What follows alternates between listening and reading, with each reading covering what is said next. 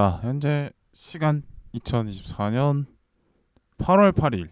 시간 빨라지죠. 오전 3시 58분이고요. 네. 오늘은 131번째 어디 영점의 131번째 시간이고, 네. 우리 생애 최고의 순간을 다루겠습니다. 뭐 일단은 당연히 올림픽 주간이니까 그렇죠. 이제 옷 얼마 남지 않았지만, 네. 올림픽 맞춰서 준비해봤습니다. 일단은 제가 에어컨 고장났다고 말씀드렸었는데 에어컨이 수리가 끝났어요. 그래가지고 지난주 토요일부터 에어컨이 다시 정상 가동되고 있는데, 와우, 그 주말 동안 잠만 잤습니다. 한 에어컨이 고장난 약 10일 동안 잠을 거의 많이 못 자가지고 자도 막 두세 시간 자고, 자도 이제 설치면서 자니까 또 이게 좀 힘들어가지고, 또 워낙 더우니까 또 체력은 빠져 있는데 회복도 안 되고 그래가지고 어쨌든 에어컨과 함께 주말 내 잠만 잤어요. 네.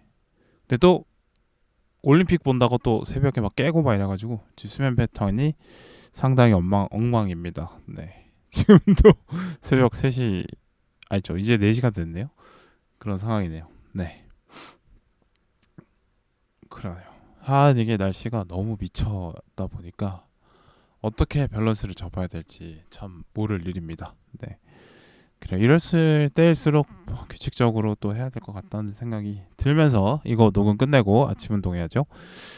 그래요. 뭐 그렇게 지내고, 어쨌든 뭐 여름이 한 1주 2주 있으면 그래도 꺾이겠죠. 네. 가을이 또 올 것 같고, 그래서 뭐 풍요로운 가을 또 기다리면서 잘 버텨야겠다 이런 생각합니다. 그래서 건강 관리 여름 끝까지 잘 하시길 바라겠습니다. 네, 그래요. 뭐 이제 들어가죠. 오늘 영화는 우리 생애 최고의 순간이고 2008년에 나온 작품입니다. 그래서 2004년 아테네 올림픽 여자 핸드볼 대표팀의 실화를 각색해서 만든 작품이에요. 그래서 극중 배역의 인물들이 실제 모델이 된 인물들과 다릅니다. 그래서 그만큼 뭐 실제의 이야기를 좀 더 극적으로 뭐 바꾸고 강조하고 뭐 이런 부분이 있었다라는 내용이겠죠. 그러나 이제 전반적인 흐름은 뭐 비슷하다라고 볼 수 있을 것 같습니다. 그래요. 그래서 2008년에 임순례 감독이 만드셨고, 흥행은 이제 400만 관객을 동원했습니다. 그래서 주연 배우로는 문설이, 김정은이 투탑이고요. 그리고 주요 인물로는 엄태웅, 김지영, 조은지 배우까지 나옵니다. 그리고 뭐 기타 우리가 흔히 아는 조연 배우들도 여전히 또 볼 수 있어요. 뭐 성지루 배우랄지, 뭐 이미, 네, 여튼 배우도 볼 수가 있습니다. 어쨌든 자, 뭐 일단은 그 뭐 웨이브에 있고요. 뭐 또 스포츠 영화 하면은 대표적인 작품으로 꼽힐 수 있는 한국 영화인 것 같아요. 뭐 국가대표나 뭐 우생순이나 뭐 그런 작품이지 않을까 싶고요. 확실히 좀 옛날 감성이에요. 이게 2000년대 작품이다 보니까, 그러니까 뭐 감성 자체는 사실 좀 요즘 세태와는 좀 맞지 않는 그런 너무 약간의 억울함, 뭐 슬픔 이런 감정이 좀 강조가 되어 있고, 설정 자체도 조금 요즘 시절과는 좀 맞지 않는 그런 설정들이 좀 들어가 있습니다. 근데 그럼에도 제가 소개할 만한 가치가 있다라고 생각한 이유는 요즘에 오히려 잘 안 보이는 정석적인 전개의 드라마여서 오히려 더 재밌게 봤던 것 같아요. 뭐 그러니까 이른바 뭐 기승전결이라고 하죠. 그러니까 뭐 문학 시간에 배우는 그런 전통적인 개념의 문학의 흐름. 네. 처음에 뭐 인물과 상황이 소개가 되고 그들 간의 갈등이 소개가 되고 갈등이 폭발하고, 근데 그게 마무리가 되면서 이야기가 끝나는 그런 전통적인 구조의 이야기인데, 오랜만에 이런 걸 또 보다 보니까 신선하더라고요. 요새는 사실 초반부터 막 몰아붙이고, 그죠? 그리고 뭐 시간이 왔다 갔다 하고, 알고 보니 뭐 복선이 숨어 있고 막 뒤에도 막 알아야 되고 여러 가지 복잡한 서사 구조들이 나오고 있는데, 그러니까 요새 이 작품은 오히려 그냥 평범하게 하나의 시간대로 천천히 쭉 가는 모습이 오히려 독특하고 좋더라 이런 생각을 했습니다.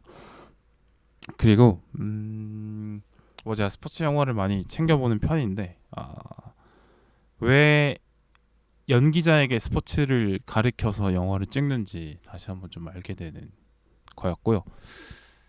그렇습니다. 그리고 스포츠와 실화 그리고 이게 매력적인 이유에 대해서도 좀 얘기를 해보고 마지막으로는 어떻게 보면은 참 사는 게 운명이 참 중요하다 이런 생각을 전달을 드리면서 마무리해볼까 합니다. 일단 첫 번째 주제인데 결국에는 이제 스포츠와 드라마가 만나도 결국에는 드라마가 될 수밖에 없다는 거에 대한 얘기를 해보도록 하겠습니다. 제가 아까 말씀드렸다시피 참 전통적인 서사 구조를 갖고 있는 작품이라고 했는데 갈등을 뿌려넣고 갈등을 거두고 마무리하면서 영화가 감동을 빡 주면서 마무리하는 그런 작품 아마 흔히 많이들 보셨을 거예요. 특히나 그때 2000년대에는 특히나 뭐 이런 작품들이 꽤나 많지 않았나 생각이 듭니다. 감동을 영화를 통해서 주려고 하는 요즘은 약간 감동보다는 쾌감 쪽에 좀 포커스가 맞춰진 느낌인데 어쨌든 감동을 주려고 만들어진 작품이다라고 볼 수 있겠어요. 크고 일단 주인공은 두 명이고요. 한미숙과 김혜경. 그러니까 한미숙은 문소리 배우가 하셨고 김혜경은 김정은 배우가 하셨는데 이 두 사람의 일단 상황을 일단 보겠습니다. 한미숙이라는 캐릭터는 일단 그 핸드볼에서 엄청난 실적을 쌓은 레전드 선수인데 동료 핸드볼 선수와 결혼했지만 그 동료 남편이 이제 경제적으로 많은 빚을 지고 도망다니는 신세가 되면서 경제적인 상황과 육아까지 혼자 떠하는 그런 상황이다라고 볼 수 있겠고요. 그리고 김혜경이라는 캐릭터는 선수로서도 잘 했지만 제 최고의 선수는 아니었고 노력을 엄청 했지만 뭐 한미숙을 이길 수는 없었던 그런 캐릭터였던 것 같고 그런데 선수를 좀 빨리 그만두고 일본으로 가서 감독을 하면서 많은 커리어를 쌓고 이제 여자 대표팀 올림픽 대표팀의 감독 대행으로 들어오는 캐릭터입니다. 근데 이제 이 한미숙과 김혜경 간의 라이벌 관계가 있는데 선수 시절 때는 한미숙이 잘 나갔지만 그 이후로는 한미숙이 이제 여러 가지 꼬이면서 자존심을 좀 상하는 그런 관계가 있고요. 그렇죠. 그리고 이제 김혜경이 감독 대행으로 하는데 감독 대행으로 이제 뭐 이혼을 문제 삼아서 협회가 김혜경을 자르고 후임으로 안승필 감독을 데려오는데 아마 전 남자친구 로 나오는 것 같아요. 뭐 전 남편인가 생각했는데 그런 건 아닌 것 같고, 전 남편인가? 보다 좀 애매하게 표현되긴 한데 어쨌든 그렇습니다. 이 두 사람을 중심으로 이제 이야기가 풀어져 나가고요. 주요 캐릭터라고 볼 수 있는 어떤 송정란 같은 캐릭터는 같은 선수인데 이제 뒤늦게서야 선수 말년에 첫 국가대표로 뽑히게 되는 그런 인물입니다. 나머지 두 사람 한미숙과 김혜경에 비해서는 상황이 좋아 보이지만 남편과의 관계도 좋지만 근데 이제 불임 상태가 지속돼서 그게 아픔으로 갖고 있는 그런 캐릭터죠. 이게 주요 캐릭터들이 놓여 있는 어떤 상황들이 약간 뭐 개인의 문제라기보다는 어떤 가족 관계, 뭐 남성과의 관계, 뭐 이런 거에 좀 이렇게 얽혀 있는 것들이 옛날이라서 가능한 설정이지 않을까 싶고요. 요즘 여성 시청자들에게는 공감을 받기 좀 어려울 수 있겠다라는 생각이 좀 들긴 해요. 근데 옛날이니까 뭐 이해가 되는 부분이 있고 그렇죠. 또 뭐 그 당시의 입장을 제가 한번 추측을 해보자면 아무래도 여성 캐릭터들이 주인공인 영화이다 보니까 여성 관객들의 호응을 좀 얻는 게 중요하겠고 그 당시 시대상에 맞는 여성들의 어려움을 좀 표현해주는 게 공감 포인트를 많이 만들 수 있을 것 같아서 이런 설정일 거라는 생각이 듭니다. 좀 설정이 좀 과하다는 생각이 들긴 했거든요. 어떻게 남편이 그 빛을 지고 도망 다닐까? 뭐 이런 것도 물론 있을 수 있지만, 네. 그리고 아이를 데리고 막 선수촌에 들어가고 뭐 아이를 데리고 막 아테네까지 같이 가고 이런 부분이 참 이게 가능한가 싶긴 했고, 그러니까 실제 이런 실화에 이런 포인트들이 있었겠죠. 근데 이걸 좀 강조를 한 것 같고요. 그리고 이제 김혜경 캐릭터도 마찬가지로 자기가 감독 대행인데 잘리고 후임 감독 대행으로 뭐 전남친인지 전남편인 분이 들어온다. 이것도 사실은 좀 놀라운 가능성에 기반한 일이죠. 그런 것도 좀 재밌어 보였습니다. 그냥 뭐 약간 실화를 바탕으로 한다고 하더라도 더 드라마를 극적으로 만들기 위해서 좀 넣을 건 넣고 뺄 건 빼고 뭐 키울 건 키우고 이렇게 하다 보니까 이렇게 되지 않았나 싶고요.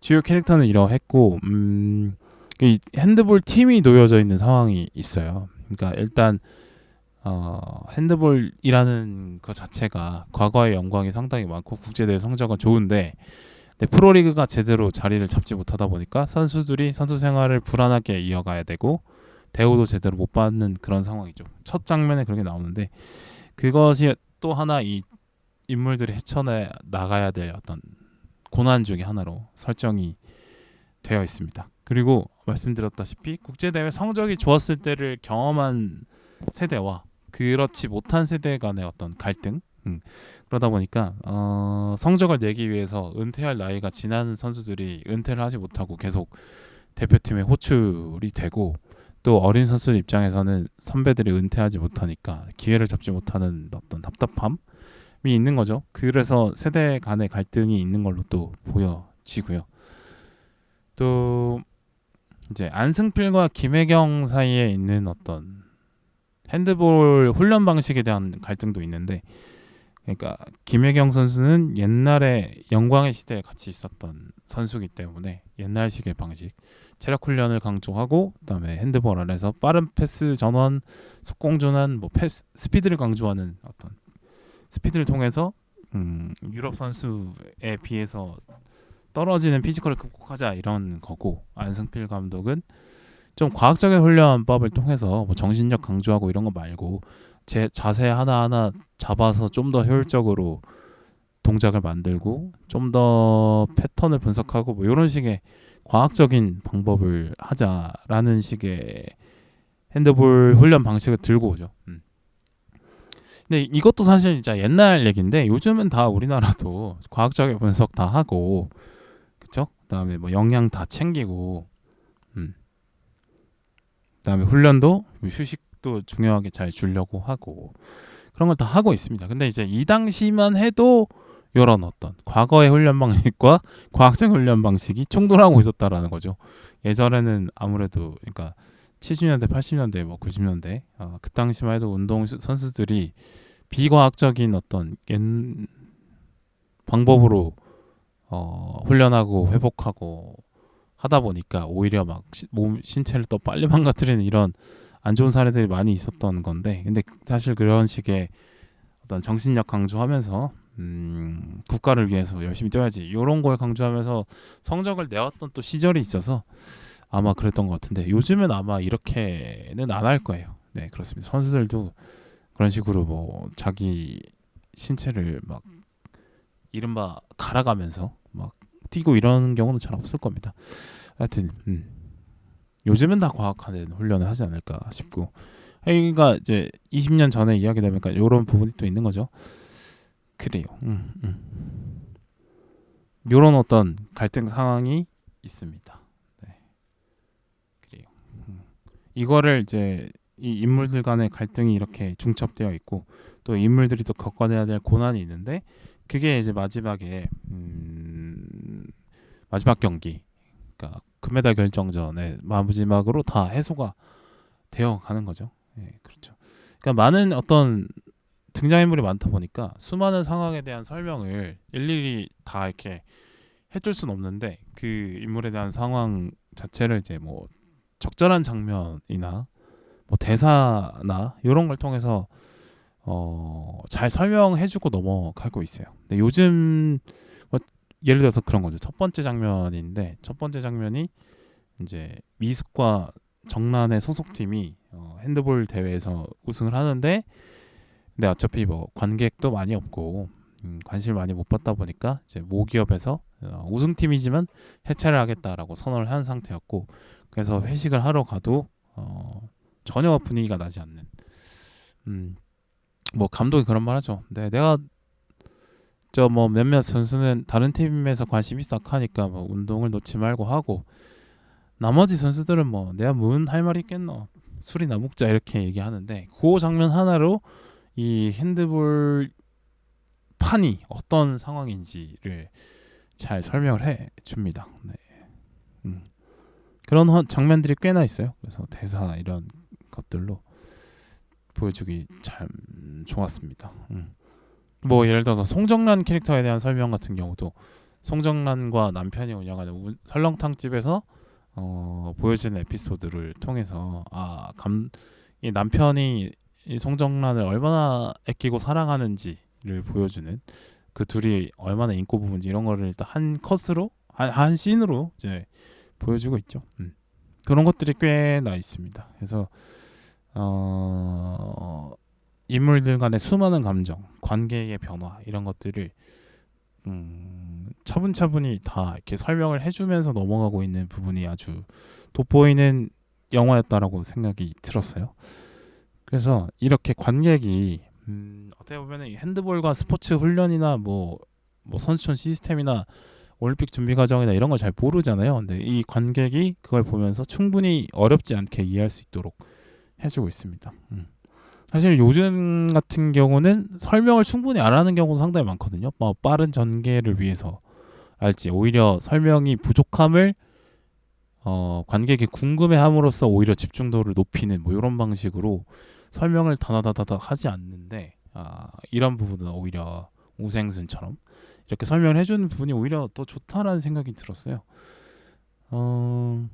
아무래도 이제 이런 기승전결의 전통적인 서사 구조를 계속 유지하는 그런 작품이라고 볼 수 있는데, 사실 요즘에는 이런 어떤 차분히 넘어가는, 또 단계 밟아가는 이런 서사 구조의 가치가 좀 많이 줄어들고 있긴 합니다. 좀 워낙 이제 봐야 될 작품들이 많다 보니까 관객들이 시시하면 바로 넘겨버릴 수 있잖아요.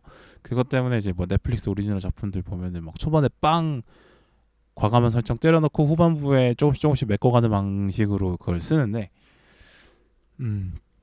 그래요. 요즘엔 사실 그런 그러니까 이렇게 전통적인 서사 구조가 값어치가 줄어들고 있긴 하죠.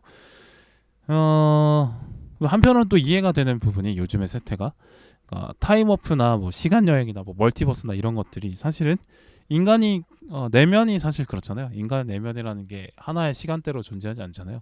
어느 날은 옛날 생각했다가 미래에 불안했다가 지금을 봤다가 그런 거죠. 인간의 내면은 사실 하나의 시간대로 움직이지 않고 이렇게 점프를 뛰는데, 그 내면을 사실 이제 서사로 풀어내면 뭐 타임워프나 뭐 멀티버스나 이렇게 되지 않나 싶고요. 요즘에는 워낙 또 기록 매체가 잘 돼 있다 보니까 과거를 명확하게 이해할 수 있고 미래를 세세하게 또 그려볼 수 있고 이렇게 하기 때문에 거기에 맞춰서 또 이런 서사가 많이 나오는 것 같긴 합니다. 그래요. 뭐 인간의 내면이 뭐 고정된 시간대가 없으니까. 그럼에도 이제 요즘에 처음에는 이런 뭐 멀티버스 시간 여행물이 신선하게 다가왔지만, 또 전통적인 서사가 워낙 그런 작품들이 많이 나왔다 보니까 새로운 어떤 서사 구조로 신선함을 가져오기 위해서 이런 시간 여행물이 많이 나왔던 것 같은데, 이제는 이제 그 자체도 많아져서 좀 실증을 느끼는 관객들도 많아진 것 같습니다. 워낙 또 이야기가 빡세니까, 그죠? 이게 처음에 이거였나? 이거 저거였나? 이렇게 계속 이제 영화를 끝나고 나서도 막 조각을 맞춰봐야 되는 그런 영화들이 좀 불편한 거죠. 그리고 막 이 빨리빨리 넘어가는 설정을 이해하기 위해서 저 다른 작품들을 또 봐야 된다거나 이런 식의 불편함들이 있는데, 그거에 대한 어떤 불만들도 많이 터져 나오고 있는 것 같아요. 그렇습니다. 모든 것이 이제 처음엔 신선하지만 반복되면 뻔해지는 거일 수밖에 없어서 여기 이것조차도 한계를 맞이하고 있다는 생각이 듭니다. 자, 그리고 이 우생순의 감성에 대해서 말하고 싶은데, 예전에는 사실 이제 우리 엘리트 선수들에게 뭐 국위선양, 국가에 대한 헌신 이런 걸 많이 강조했지 않습니까? 야 너네가 저기 뭐야 관객도 없는 스포츠인데 돈을 이렇게 버는 거는 국가에서 지원을 많이 해줘서 그런 거고 반드시 배달로 국민들에게 그 보답을 해야 된다. 뭐 이런 식의 강조가 많이 있었던 거죠. 근데 요즘에 이걸 강조한다면 선수들도 아니요 저는 저를 위해서 운동하는데요 라고 얘기할 것이고 국민들도 아니 뭐 그렇게까지 할 필요가 있나 뭐 열심히 해서 메달 따면 좋은 거고 아니 말고 못 따도 응원해 줄 수 있고 도전에 뭐 박수 쳐줄 수 있고 그런 거 아니야? 이런 식의 이제 시대가 많이 변했죠. 근데 그때 요 때까지만 해도 사실 막 선수들이 메달 못 따 막 울고 막 죄송하다고 인터뷰하고 이럴 시절이니까 그래요. 근데 그때의 약간의 그 슬프고 억울하고 막 말 못한 어떤 한 같은 거 뭐 이런 게 이제 많이 있던 시절이죠. 그걸 통해서 뭐 이른바 심파를 만들어내기도 하고 뭐 좋게 말하면 감동을 만들어내기도 하고 이런 시절인데 그래요. 근데 그때는 그럴 수밖에 없었다라고 저는 생각합니다. 이제 왜냐 그때는 그때만의 또 사정이 또 있는 거죠. 항상 모든 일이. 예전에는 이제 우리나라가 경제적으로 여유가 많이 없었기 때문에 대부분 원하는 만큼 교육 다 못 받고 원하는 직업 선택할 수 없고 그랬을 거예요. 대부분 이제 저희 부모님 세대만 해도 그죠? 자기 원하시는 만큼 하지 못하고 그래도 뭐 가족을 위해서 내가 헌신하는다 이런 식의 가족을 위해서 내가 나를 접는다 이런 식의 삶을 많이들 사셨기 때문에 이런 어떤 자신의 하고 싶은 대로 못하고 뭐 어딘가를 위해서 큰 뜻을 위해서 헌신하면서 살았던 사람들의 어떤 이야기를 보면 되게 공감을 많이들 하셨던 것 같아요. 거기 이제 예를 들어서 우생수 선수들의 삶을 통해서 관객들이 자신의 아픔을 좀 떠올리면서 공감하게 되고 이랬던 거겠죠. 예전에는 사실 또 그만큼 더 그런 분들이 더 많았으니까 그래요. 근데 요즘에는 또 그런 그때 우생순 시절의 감성이 많이 안 나오는 이유는 그만큼 뭐 헌신하면서 희생하면서 사는 사람들의 비중이 좀 줄어들어서 그런 거 아닐까? 시대가 많이 변했으니까요. 그래요. 그랬던 것 같고, 근데 그 당시에는 이제 이런 식의 어떤 억울한 일을 당한 사람들의 이야기를 통해서 그 사람들이 어떤 뭔가를 성취하는 이야기를 통해서 위로를 전하는 이런 이야기들이 그 당시 2000년대, 뭐 90년대에는 그만큼 효용이 높았다 이렇게 표현할 수 있을 것 같습니다. 그래요. 그러니까 심파가 뭐 나빠서 사라지는 게 아니라 더 이상 매력적이지 않기 때문에 후퇴하는 게 맞다라는 생각이 듭니다. 뭐 사실 저는 뭐 그런 생각하는데 대부분이 약간 너무 막 국뽕이다 막 이런 식으로 좀 까는 너무 눈물을 자아낸다라고 까는 이제 국제시장 같은 경우도 그런 식으로 해석할 수 있을 것 같습니다. 젊은 세대는 공감을 못해도 기성세대는 충분히 공감할 수 있는 그런 이야기였다라고 볼 수 있을 것 같아요. 우생순도 약간 그런 감성의 차이가 있지 않을까 싶고요.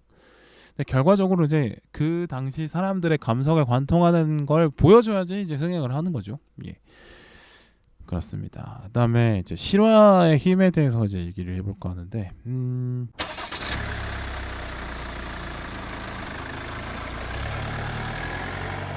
그러니까 실화라는 것 자체가 이미 충분한 검증을 받은 시나리오라고 볼 수 있겠죠. 사실 시나리오를 만들 때, 야 이게 현실성이 있을까? 현실에 있는 관객들이 공감을 할까를 항상 고민하고 또 그걸 만들기 위해서 뭐 디테일을 이제 추가하기 위해서 막 공부도 열심히 하시고 막 답사도 다니고 인터뷰도 하고 이러면서 디테일을 만들려고 하는데 실화는 오히려 충분한 어떤 서사 구조, 현실성, 뭐 디테일 이런 게 다 마련이 되어 있죠. 이미 현실에 벌어졌던 일이니까 오히려 이제 캐릭터나 아니면 메시지에 맞게 좀 실화를 쳐내는 과정을 또 해야 될 수도 있어요. 이미 많은 자료나 뭐 증언이나 디테일들이 많이 나와 있으니까 오히려 있는 실화를 가지고 메시지를 위해서 깎을 거 깎고 키울 거 키우고 줄일 거 줄이고 뭐 이런 식의 어떻게 보면 다듬는 과정만 하면 좋은 이야기가 완성되는 그런 실화를 기반하지 않은 시나리오에 비해 장점이 이득이 있는 것 같습니다. 그래서 이거를 잘, 그러니까 우생순처럼 이 실화를 잘 이렇게 설명할 수 있게 잘 배열을 하고 관객이 이해할 수 있게 공감할 수 있게 설명을 잘하면 오히려 실화의 힘이 잘 전달되지 않을까 이런 생각이 듭니다. 네. 그래서 항상 이 실화가 매력적인 이유가 요런데 있지 않을까 싶습니다. 네네. 일단 또 실화를 또 뉴스로 본 관객들이 영화로 나온다고 하면 더 관심을 한 번 더 갖게 되는 것도 이유가 되니까요. 네, 그렇습니다. 그런 면에서 실화 자체가 좀 잘 알려져야 되는 이유도 좀 있는 것 같아요. 극적인 것도 중요하긴 한데 실화 자체가 좀 인지도가 있어야 관객들도 보러 오는다라는 생각이 들었거든요. 그러니까 작년에 나왔던 이제 제가 많이 언급한 리바운드라는 그 작품이 사실은 진짜 말도 안 되는 감동 실화인 건 맞습니다. 정말 어려운데 기적적인 일이 벌어진 건 맞지만 애초에 이제 농구라는 스포츠가 인기가 없고 더군다나 아마 농구는 인기가 더 없고 그죠. 거기다가 또 지역팀이야. 그러니까 실화 자체는 아주 훌륭한데 이 실화에 대한 인지도가 떨어지다 보니까 그거를 또 영화로 만들어서 홍보할 때 좀 어려운 부분이 있었다라는 생각이 들어요. 그래서 실화 자체를 홍보하면 영화가 홍보가 될 수도 있는데 예를 들어서 우생순을 만약에 홍보할 때는 그 2004년에 그 펌프 판정으로 인해서 은메달을 따는 그 장면을 많은 국민들이 봤기 때문에 홍보를 하기 쉬웠겠죠. 근데 이제 리바운드 같은 경우는 그거를 잘 아는 사람이 많이 없어서 심지어 농구를 하는 사람들 중에서도 아마농구까지 좀 보는 저 같은 미친놈들만 알고 있었던 실화였기 때문에 홍보가 좀 어려운 부분이 있었지 않을까 하는 생각이 듭니다. 네. 근데 뭐 리바운드 그쵸 뭐 재밌죠. 그렇고요. 실화도 뭐 모든 게 뭐 편하지만은 않다 이런 생각이 들긴 합니다. 예. 어쨌든 저는 실화 관련된 영화 상당히 좋아하거든요. 네, 그런 디테일들이 잘 살아 있어서 좋지 않나 생각이 들어요. 또 또 영화들이 또 이렇게 전통적인 어떤 시간 흐름을 따라갑니다. 저는 사실 멀티버스 뭐 시간 여행 이런 거 사실은 그냥 약간 좀 처음부터 좀 이게 왜 재밌는지 잘 모르겠다라고 생각하는 편이었고 이제는 좀 실증이 느껴지고 뭐 그 데드풀과 울버린도 최근에 봤는데 진짜 와 씨 이게 뭐지? 라는 생각이 들었거든요. 그러니까 뭐 시간여행, 멀티버스 이런 것들이 너무 자기 편의적으로 시나리오를 만들 수가 있어서 좀 그게 좀 마음에 안 들어요. 네. 좀 이렇게 시나리오 만들려고 막 이렇게 좀 제한을 많이 두고 그 제한 안에서 그 제한을 피해가면서 열심히 쌓아 올리는 그 시나리오가 가치가 있는 거지. 이렇게 제한을 막 풀어버려가지고 자기 맘대로 어떻게 보면은 막 어떻게 자기 내적 어떤 내면에서 펼쳐지는 상상력 자체를 그대로 영화로 만들어 버릴 수가 있기 때문에 근데 사실은 무언가에게 전달하고 설득하려면 그 선택의 대상이 되는 사람도 이해할 수 있을 만한 어떤 언어로 써내야 되는 게 맞는데 이른바 하나의 시간대로 쭉 움직이는 것도 그런 언어 중에 하나라고 볼 수 있겠죠. 근데 그런 그런 설득의 과정을 생략해 버리니까 상당히 이 새끼들 너무 지 맘대로 시나리오 쓰는데 그런 불편함이 있거든요. 어쨌든 데드풀 하여튼 짜증났습니다. 어쨌든 그래요. 이런 그러니까 실화 영화들의 단단한 전개 구성이 오히려 신선하고 마음에 들었다라는 얘기를 하려고 했고요. 그다음에 이제 스포츠 관련 실화로 또 뭐 영화들이 많이 나옵니다. 뭐 쿨러닝도 있고 뭐 국가대표도 있고 뭐 많죠. 뭐 워낙 많죠. 뭐 1947 보스턴 뭐 많죠. 워낙 많은데 그러니까 스포츠가 다른 어떤 실화 작품보다도 많이 등장하는 이유가 뭘까? 그래서 생각을 해봤는데 스포츠가 갖고 있는 어떤 압축의 힘이 있어요. 그러니까 어떻게 보면 스포츠 선수의 삶도 어떻게 보면 전성기가 다른 일반적인 직업에 비해서 빨리 끝나잖아요. 어릴 때부터 시작을 해야 되고 이래서 뭐 길게 봐도 이제 요즘에 관리들이 잘 돼서 40까지라고 선수 생활 한다고 치더라도 그 어떤 다른 인생들보다는 이 은퇴가 빠른 편이죠. 많이 늘어났다고 치더라도 20년이 정도는 빠른 건데 뭐 그런 폭발력이 또 있는 것 같고 또 워낙 이제 짧은 시간에 안에 수많은 감정들이나 에너지를 다 쏟아내야 되는 것들이 스포츠 경기다 보니까 그렇죠. 그런 스포츠 경기가 만들어내는 어떤 다른 드라마들과는 다른 어떤 증폭, 감독의 폭, 네 이런 게 훨씬 커서 스포츠 관련 실화가 또 영화로 많이 채택이 되지 않나 이런 생각을 해봤어요. 네, 그래서 올림픽도 보면은 이제 최근에 재밌게 본 올림픽 경기 중에 조코비치의 골든 그랜드 슬램 달성, 그러니까 4대 그 테니스 대회가 있는데 뭐 영국의 윈블던, 프랑스의 롤랑 가로스, 호주 오픈 그리고 미국 오픈 이렇게 4개 대회가 있고 그게 1년에 4번씩 하는데 그거를 이제 몇 번씩 그걸 4개 대회를 다 우승하면 그랜드 슬램이라고 하는데 거기다가 올림픽까지 우승하면 골든 그랜드 슬램이라고 하거든요. 근데 이거를 이제 뭐 아마 저기 누구지? 어쨌든 이제 조코비치가 그랜드 슬램은 엄청나게 했는데 올림픽에서 계속 미끄러져가지고 그걸 못 하고 있다가 이번 올림픽에서 해냈어요. 하여튼 되게 감동이다. 뭐 이런 생각이 들었습니다. 사실은 저는 뭐 항상 새로운 신예를 응원하는 편이어서 상대 선수인 스페인의 알카라스를 응원하긴 했는데 어쨌든 뭐 고생했죠. 뭐 그렇습니다. 그러니까 이 거의 이제 막 87년생이니까 나이가 엄청 많은데 그 나이에 이제 뭐 얼마 전에 무릎 수술도 했고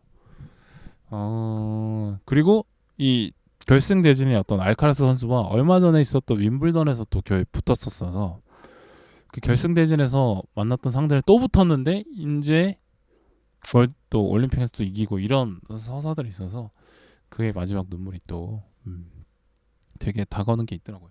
어쨌든 이제 스포츠 선수가 또 여러 가지 또 감동을 주는 부분이 있다 그런 거 있어서 그러니까 스포츠 자체로 드라마를 만들 때 가지고 오는 어떤 그 장점, 폭발력이라는 장점이 있는 거고 또 거기가 실화에 힘이 주는 어떤 단단함이 있는 거라서 스포츠와 실화가 만났을 때 그 시나리오의 어떤 폭발력과 어떤 단단함이 워낙 있다 보니까 영화로 많이 나오지 않나 이런 생각을 합니다.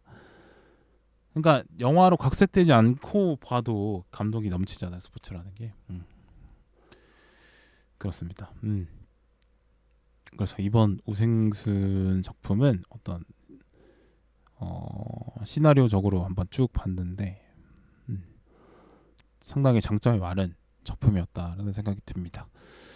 그래서 뭐 시나리오를 한번 써보고 싶은 공부를 하고 계신 분들이라면 한번 분석을 해보는 것도 좋은 작품이지 않나라는 생각을 해봤어요. 네, 저는 되게 좋게 봤습니다. 뭐 물론 감성이 안 맞으면 또 이거 너무 옛날 감성이다 라고 생각이 들면 사실 좀 고리타분하게 느껴질 수도 있겠다라는 생각이 드는데 글쎄요, 저는 근데 시간 낭비가 전혀 아닐 거라고 생각이 듭니다. 또 특히나 그 임순례 감독이 그 루저들에 대한 어떤 위로, 찬사 이런 거는 또 그 감성을 또 다양하게 잘 풀어내시는 분이기 때문에 울컥울컥함이 또 있어요. 네, 그래서 안 보셨다면 추천을 드리고 싶습니다. 네.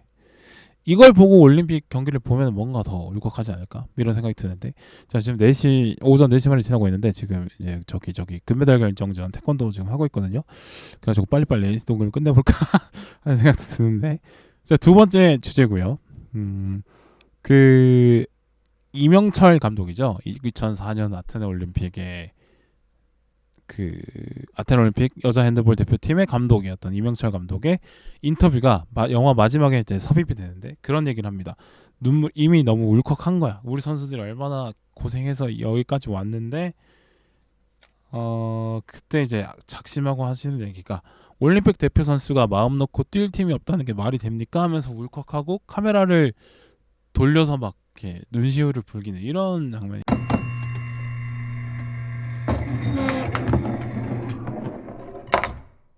실력에 맞는 대우를 해줄 수 없는 국내 핸드볼판의 상황에 대해서 얘기를 한 거겠죠. 근데 20년 전에도 과거의 영광이 남아있던 20년 전에도 그랬는데 지금은 사실 더 심각하지 않을까 싶고 안타깝게도 이번 올림픽에서는 8강에서 떨어졌더라고요. 유일한 단체 구기 종목에 진출을 한 대표팀이었는데 말이죠. 우리나라 구기가 많이 떨어졌어요. 네, 앞으로도 뭐 좋아질 것 같진 않는데 그래 어쨌든 다시 돌아가서 이게 참 슬픈 상황이 앞으로 개선되지 않고 쭉 갈 것 같다는 게 제 예감인데 왜냐면 애초에 구조 자체가 그러니까 국가 주도의 스포츠 발전을 했던 우리나라의 상황 때문에 그런 것 같습니다. 그러니까 어떻게 보면 스포츠라는 게 여가 생활이잖아요. 근데 여가를 한다라는 것 자체가 충분히 내가 노동 시간 이외에 충분히 여가 시간이 있다는 거고 노동 시간을 길게 잡지 않아도 내가 생계를 유지하는데 전혀 문제가 없다라는 거죠. 그러니까 노동 시간이 길지 않으면서 충분한 돈을 벌 수 있는 수준이 되는 사람들에게 주어지는 게 여가라고 또 볼 수 있는데 그러니까 지금은 우리나라 국민들이 그런 거를 충분히 누릴 수 있는 자격이 되지만 예전에는 뭐 70년대 80년대 그런 분들이 없었잖아요. 노동시간 엄청 길고 뭐 임금은 낮고 이랬으니까 스포츠 발전이 자연스럽지가 않은 거죠. 그러니까 동호인이 생기고 팬이 생기고 거기서 참여한 사람들이 많아지다 보니까 선수를 꿈꾸는 사람들이 생기고 그러면 중에 뭐 대단한 선수가 생기고 그러면서 뭐 프로리그가 만들어지고 단순히 그 종목만으로 돈을 버는 사람들이 생기고 그 종목에 따라서 그 선수들을 보필하는 뭐 선수, 스태프, 뭐 구단 지원팀, 뭐 방송국 뭐 이러면서 수많은 일자리가 나오게 되는 그런 구조를 통해서 스포츠가 발전이 돼야 되는데 우리나라 같은 경우는 애초에 첫 번째 단추인 그 여가 선용을 즐길 만한 국민 수준이 안 되는 상황에서 국제 대회에서 이제 국위 선양을 또 하고 또 북한과의 체제 경쟁을 또 해야 되기 때문에 억지로 이제 스포츠를 만드는 경향이 꽤나 있습니다. 그러니까 비단 뭐 지금 가장 인기 스포츠인 뭐 야구, 축구, 농구, 배구 말고 나머지 스포츠도 이제 많은 종목들이 국가 주도로 많이 만들어졌어요. 뭐 좀 더 디테일하게 얘기하자면 대기업들이 그 경제 성장할 때 국가 정책적으로 수혜를 많이 입었다 보니까 그거에 대한 보답으로 너네가 이제 스포츠팀을 운영해라 라는 지침을 내리고 그 만들어진 스포츠팀을 통해서 선수를 양산되고 이제 국제대회 나가서 메달 따고 이렇게 된 건데 그래서 이제 우리나라 그 프로스포츠의 특징이 기업 그러니까 구단명에 원래는 대부분 이제 유럽이나 미국 같은 경우는 지역명이 들어가는데 기업명이 들어가죠. 뭐 롯데자이언츠 같은 경우도 부산 자이언츠가 아니라 롯데라는 기업명이 들어간다라는 거죠. 네. 물론 뭐 부산이라는 연고지는 있습니다만 메이저리그 같은 경우는 뭐 샌디에고 파드리스 지역 샌디에고 도시 그다음에 또 팀 이름 이렇게 나오는데 그러니까 어떻게 보면 되게 부자연스러운데 한국에서는 뭐 당연한 상황 이렇게 되게 됐습니다. 그러니까 아까 말씀드렸다시피 이제 스포츠를 즐기는 사람들과 이 스포츠를 좋아하는 팬들이 먼저 생기고 자연스럽게 선수들이 생겨나고 이렇게 버텀에서 탑으로 올라가는 방식으로 스포츠 구단이 만들어졌어야 되는데 탑다운으로 생기다 보니까 이게 뿌리가 취약한 거예요. 네. 대부분의 스포츠가 사실 그렇습니다. 이른바 뭐 좀 이게 송구스러운 표현입니다만 비인기 종목은 말할 것도 없고 인기 종목에도 아직도 이제 이런 팬으로부터 시작하는 올라가는 이런 시스템이 없다 보니까 구단에 여전히 이제 그 경제적인 지원을 받아야 되는 이런 상황이 있는 거죠. 뭐 수익이 발생하더라도 뭐 똔똔이면 다행인 거고 그렇게 되는 겁니다. 그래 뭐 기업의 뭐 사회기업 차원에서 프로스포츠가 이제 운영이 되는 경우가 많아서 그래요. 어쨌든 이런 상황인데 핸드볼만 조금 구체적으로 보자면 핸드볼이라는 스포츠가 애초에 이제 유럽에서 인기가 많은 스포츠고 전 세계적인 인기를 얻는 스포츠는 아닌 것 같아요. 뭐 미국이나 뭐 스포츠의 천국인 뭐 미국이나 뭐 이런 데서는 잘 안 하는 것 같고 영국에서도 잘 안 하고 뭐 유럽에서 좀 하긴 하는데 주로 이제 북유럽 쪽이 인기가 많은 걸로 알고 있습니다. 뭐 독일이나 노르웨이나 뭐 스웨덴이나 이런 쪽이죠. 그런 쪽. 그러다 보니까 핸드볼이 아시아에서는 더 이제 인기가 많이 없고 하는 팀도 잘 없고 이랬던 거서. 그런데 이 핸드볼에 집중을 한 나라가 이제 한국이다 보니까 국제대회 성적은 잘 나오는 거예요. 그래서 아시안 게임이나 뭐 세계 선수권 이런 대회에서는 이제 아시아는 뭐 항상 거의 여자 대표팀은 항상 한국 팀이 우승을 하더라고요. 그런 경우가 상당히 많았습니다. 옛날에. 그래서 뭐 한국 지도자들이 막 일본에 선수를 육성하러 가고 뭐 이렇게 된 거죠. 네, 그랬고. 근데 우리가 느끼기보다는 한국에서 느끼기보다는 핸드볼이 세계적인 인기가 꽤나 있는 편인 것 같다는 생각은 들긴 합니다. 네. 어쨌든 이제 경쟁률이 다른 어떤 인기 구기 종목에 비해서는 낮은 거죠. 예를 들어서 뭐 농구나 축구에 비해서는 훨씬 메달 따기가 쉽다 이런 상황이라고 볼 수 있겠죠. 그래서 계속 꾸준히 국가 차원에서 뭐 이렇게 계속 투자를 했던 것 같아요. 특히나 아시아 대회는 더 이제 경쟁률이 낮으니까 웬만하면 이제 메달을 따오고 이렇게 되는 거겠죠. 뭐 보니까 뭐 84년 올림픽에서 은메달, 88년 금메달, 92년 금메달, 96년 은메달, 00년에는 이제 4위 했고 04년에는 이제 은메달, 08년에 동메달 이렇게 하는데 그러니까 최소 메달권은 항상 들어갔다라는 거죠. 근데 이제 08 이후에는 사실 메달을 따지 못하고 있다라는 거죠. 근데 이제 성적은 계속 나오니까 이 핸드볼 판 자체는 유지가 되는 거죠. 팬은 없는데 원래 이 뿌리가 돼야 되는. 이게 이 비정상적인 상황이 어쩌면 안타깝게도 이화로 되는 거죠. 오히려 성적이 좋았기 때문에 이 비극적인 상황. 선수들은 실력이 높은데 팬들이 없어서 뭔가 좋은 대우를 받지 못하는 이 비극적인 상황이 성적이 좋아서 오히려 유지가 되는 그런 상황이었던 걸로 추측이 됩니다. 그리고 항상 그래서 이 스포츠 뉴스를 제가 어릴 때부터 항상 좀 챙겨보는 편이었는데 비인기 종목에 서름 하면은 대표적으로 이제 핸드볼이 나왔어요. 왜냐면 핸드볼은 성적이 좋으니까. 그냥 뭐 비인기 종목인데 국제대회 성적도 안 좋으면 사실 관심이 안 가는데 국제대회에서 항상 이제 좋은 성적을 가져오는데 실상이나 일상에서는 뭐 좋은 대우를 못 받고 있으니까 항상 이제 스포츠 뉴스에 많이 나왔던 것 같습니다. 그래서 뭐 프로 전화를 항상 꿈꾸지만 프로 전화를 잘 안 돼서 항상 실패하고 뭐 그렇죠. 뭐 이렇게 되는 기업이 인수해서 운영해주지 않으면 선수들이 제대로 된 월급을 받기 어려운 상황. 이런 상황이 계속 유지가 됐던 것 같아요. 그래도 저 중고등학교 때, 초등학교 때 그래도 뭔가 핸드볼 골대는 항상 있고 체육창고에 핸드볼 공은 항상 있었던 것 같은데. 그래요. 뭐 근데도 애들은 축구를 하고 농구를 하고 그랬었죠. 그랬던 것 같습니다. 그럼 어쨌든 이렇게 만약에 이제 이 핸드볼 선수들이 만약에 다른 종목의 선수였다면 충분히 좋은 대우와 인기를 누릴 수 있는 실력을 가진 선수들이 많았을 텐데 현실은 이제 한미숙이나 한미숙 캐릭터처럼 이제 내가 메달을 몇 개나 땄는데도 불구하고 지도자를 못하고 막 마트에서 막 물건 팔고 이런 상황이 된다는 거죠. 물론 그것도 어떻게 보면 좀 이게 또 그게 막 그 올림픽 메달을 많이 딴 선수가 마트에서 일을 한다는 건 좀 그것도 이제 극적인 어떤 효과를 위해서 좀 더 강조 좀 약간 좀 짜내는 분위기 있는 것 같긴 한데 그래요. 어쨌든 그러니까 이 억지로 키운 스포츠의 한계가 계속 등장을 했던 것 같습니다. 그러니까 스포츠라는 그 팬과 스포츠를 즐기는 사람의 그 숫자, 선수층 그리고 뭐 엘리트 선수의 몇 명인지 이런 것들이 나와야 이제 전반적으로 판이 커지고 그 판에 돈이 돌고 그 판 안에서 직업을 만들고 거기서 돈을 벌어서 생계를 유지하는 사람들이 많아지는 건데 근데 그게 실패를 한 거죠. 핸드볼은 안타깝지만 그래요.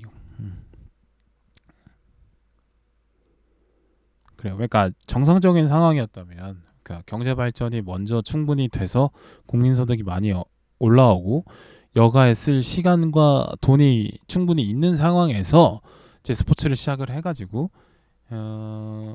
자연스럽게 팬도 많고 동호인도 많고 선수층도 많아지고 뭐 선수를 길러내는 어떤 시스템도 만들어지고 엘리트 선수도 충분히 나오고 뭐 국제대회 성적도 나오는 이런 충분한 풀이 나온 상태를 자연스럽게 갔어야 되는데 이게 이제 일단 국제대회 성적이 나오니까 계속 억지로 좀 유지시켰던 부분이 이명철 감독이 그 2004년에 이야기했던 비극이 여전히 해결되지 않고 있는 거 아닐까 생각이 들었습니다.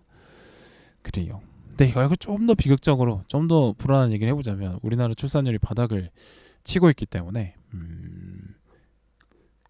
팬도 줄어들 거고 선수도 줄어들 거고 수준도 낮아질 가능성이 높겠죠.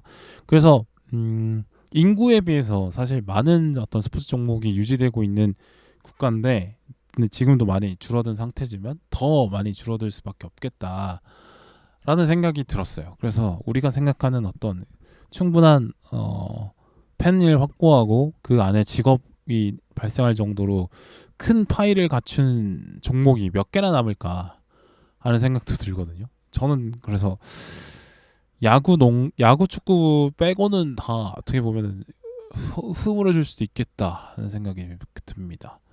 그러니까 프로리그를 유지하고 있는 종목도 나중엔 프로리그라고 말하기 민망할 정도의 규모로 축소될 것 같아서 실제로 프로라고 느낄 만한 어떤 종목들은 야구, 축구 정도 말고는 안 남지 않을까 싶고 야구는 국제대회 성적과 관계없이 워낙 인기 스포츠가 돼서 그렇고 축구는 그래도 뭐 유명한 세계적인 선수들이 계속 나오고 돈이 돌고 뭐 하기 때문에 축구는 그래도 뭔가 유지가 될 것 같은데 지금의 어떤 프로팀의 숫자도 야구, 축구조차도 프로팀의 숫자를 줄여야 되는 상황이 올 거예요. 왜냐면 팬이 없으니까 인구가 줄는데 네. 그렇게 되지 않을까 싶네요. 네, 안타까운 상황을 또 말씀드렸고 자 그런 부분이 있는 것 같고 여기서 더 나아가서 저는 이제 이걸 보면서 어떤 운명에 대해서 또 생각을 해보게 됐어요.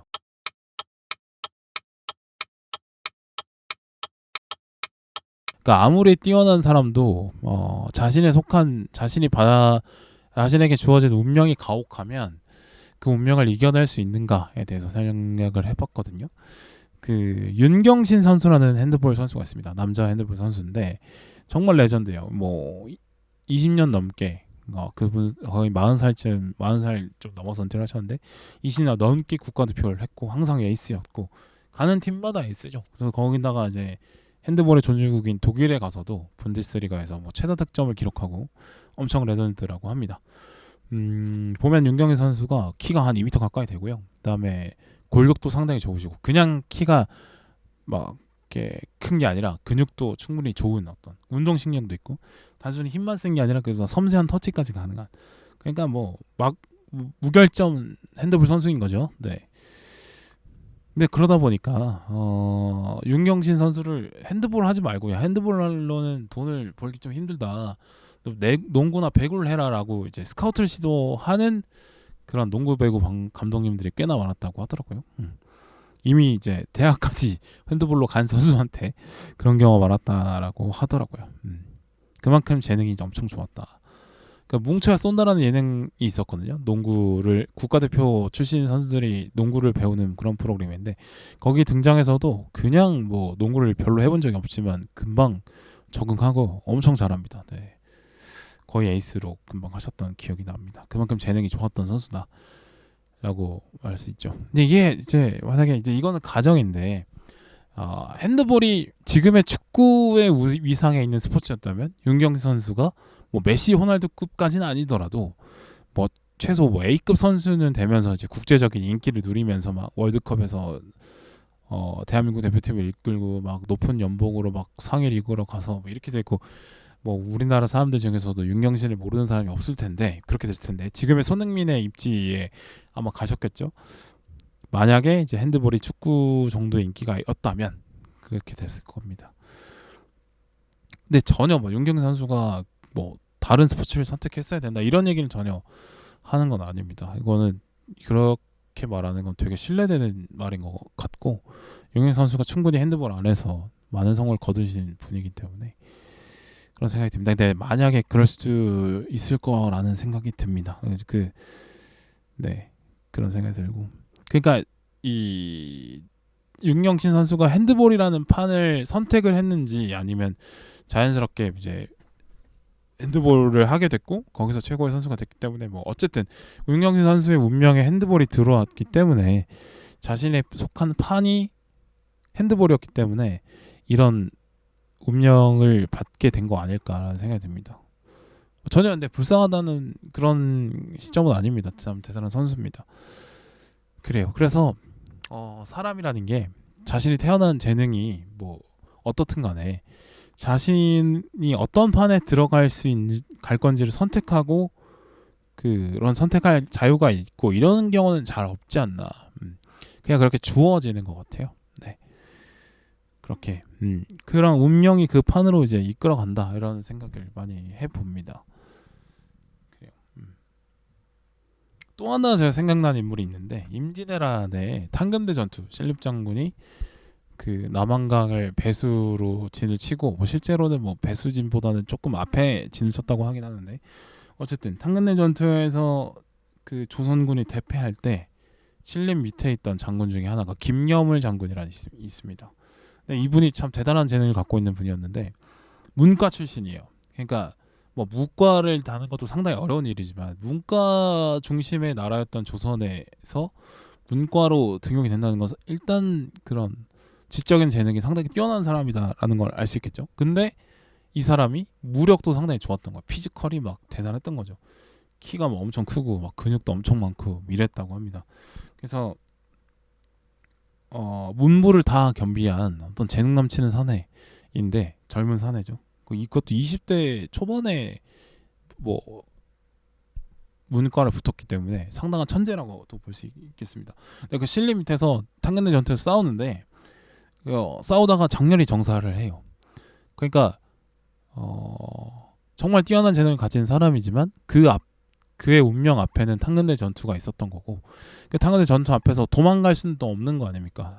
유교를 충분히 배운 사람 입장에서는 대장부로서 그런 충신으로서 도망갈 수는 없는 거 아니에요. 그래서 이 질 수밖에 없는 전투를 한다고 스스로 느꼈을 것 같아요. 아무래도. 근데 아니 여기서 배수진을 쳐? 그 유리한 문경세제 이런 데서 안 맞고 그걸 느꼈지만 그래 나 이렇게 뛰어난 재능을 가진 사람이지만 나의 운명이 탄근대에서 싸우는 조선군 장수로 들어왔다면 그걸 어떻게 피할 방법이 없으니 최선을 다하다가 싸우고 죽은 것 같습니다. 마지막에 이런 나 김여물을 기억하라 라고 외치고 물에 뛰어들어서 자결을 했다고 하는데 그러면서 그 사람 아마 김여물 장군이 죽으면서 어떤 생각을 했을지 나에게 주어진 운명이 이것이니 나는 최선을 다해 싸웠고 여기서 죽는구나라고 생각을 했던 것 같아요. 근데 그게 뭔가 좀 억울한 마음이 있었지 않을까. 그래서 마지막에 죽을 때 나 김여물을 기억하라라고 외치지 않았을까 생각이 듭니다. 그래서 만약에 김여물 장군이 임진왜란에 뭐 다른 지역에서 활동했거나 뭐 다른 장군 밑에 있었거나 아니면은 뭐 명에서 태어났거나 명나라에서 태어났거나 뭐 아니면 조선 안에서도 뭐 세종이나 효종처럼 군사적인 어떤 투자를 많이 한 시절에 태어났다면 더 빛을 날 수 있는 재능이었을 수 있겠다는 생각이 듭니다. 그래서 마지막으로는 인생에서 자신이 어떤 판에서 놀게 되느냐가 상당히 중요한 것 같아요. 그러니까 자신의 재능을 꽃피울 수 있는 판에 들어가는 것도 상당히 운으로 중요한 것 같다는 생각이 들고 그 자신이 속한 판이 규모가 그래도 좀 어느 정도 좀 커야 물론 뭐 판의 규모가 클수록 경쟁은 좀 치열하겠지만 어쨌든 그 판 자체의 어떤 수준도 그 사람의 성공을 결정하는데 상당히 역할을 많이 하는 것 같다라는 생각이 들었어요. 뭐 예를 들어서 뭐 운동에 재능이 있는 친구가 뭐 교육자 집안에서 태어나서 막 공부를 강조하는 분위기에서 태어났다면 자신이 갖고 있는 운동 재능이 제대로 펼치지 못할 수도 있고 반대의 경우도 있을 수 있겠죠. 공부 재능이 있는 애가 뭐 운동하는 선수 집안에 태어나면은 뭐 어려운 부분이 분명히 있을 것이고 그럴 겁니다. 그 재능에 맞는 판에 어떻게 끌고 들어가시느냐가 참 중요한 운인 것 같아요.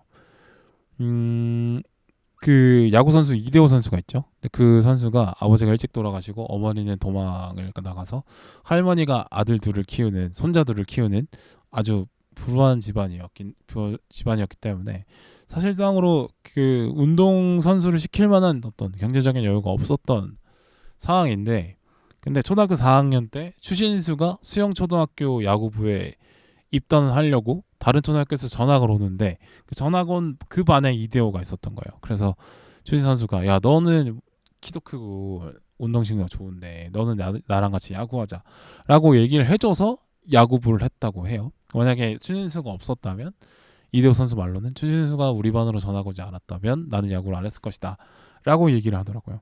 그러니까 정말 우연인데, 반배정이 그렇게 될 줄 몰랐지.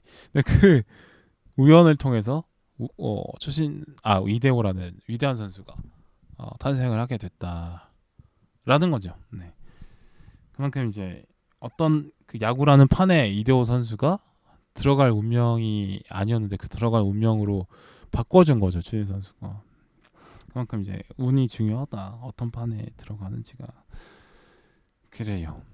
제가 이런 얘기를 하는 이유는 제가 수영초등학교를 한 3년 정도 다녔기 때문에 우리 선배님들 얘기를 하고 싶었고요. 자, 그래서 그래요. 그냥 이런 어떤 판에 속하느냐가 상당히 중요하다라는 말씀 드리고 싶었고, 주변 환경과, 그러니까 주어진 판은 얘를 뭐 이쪽인데 A 쪽인데 나는 B 쪽으로 가고 싶어라고 하면서 그런 길을 선택한 사람들은 참 대단하구나라는 생각이 또 들고요. 그러니까 자신의 재능이 뭔지 또 깨달았다는 거고, 그리고 내가 속한 환경과 다른 길을 선택하면 얼마나 불리한 점이 많은데도 불구하고 그걸 감수하고 뚫고 나가겠다라고 결심하는 것 자체가 상당히 멋있다라는 말도 하고 싶었고, 그래요. 그리고 뭐 모두가 자기 서 있는 위치에서 노력을 다하는 건 상당히 중요하지만, 그러니까 노력하면 그 자신감을 만들어주고, 그 자신감을 만들어주는 그 자신감이 또 다른 어떤 좋은 일을 만들어주고 하기 때문에 노력은 상당히 중요하고, 또 그 노력했던 시간들 때문에 인생의 의미가 풍요로워질 수 있다라고 저는 생각합니다. 근데 꼭 그게 노력만이 대단한 성공을 가져다 줄 수 있는 건 아니라는 생각이 들어요. 왜냐하면 성공이라는 것이 꼭 성공하는 삶에서 꼭 살아야 되는 것도 아니지만, 성공이라는 것이 내가 가진 재능과 맞는 판에 들어가느냐, 그리고 그 판의 규모와 수준이 높으냐까지도 내가 결정할 수 없는 그 부분이 성공에 또 영향을 많이 미친다라는 생각이 들었습니다. 그래요. 그래서 성공은 반드시 대운과 함께 해야 가능하다. 물론 노력도 필요하지만 노력이 차지하는 비중은 생각보다 크지 않을 거라고 저는 생각합니다. 운이 7이다. 운칠기삼이라는 말을 어릴 때는 이해를 못했는데 많이 이해가 되는 부분이 있습니다. 그래서 이제 내가 좀 잘 됐나 싶으면은 뭐 고개를 좀 숙이고, 또 좀 내가 하는 일이 잘 안 되고 꼬인다 싶어도 고개를 들자. 이런 어떤 교훈적인 얘기를 하면서 급작스럽게 녹을 마치도록 하겠습니다. 감사합니다. 또 뵙겠습니다. 안녕.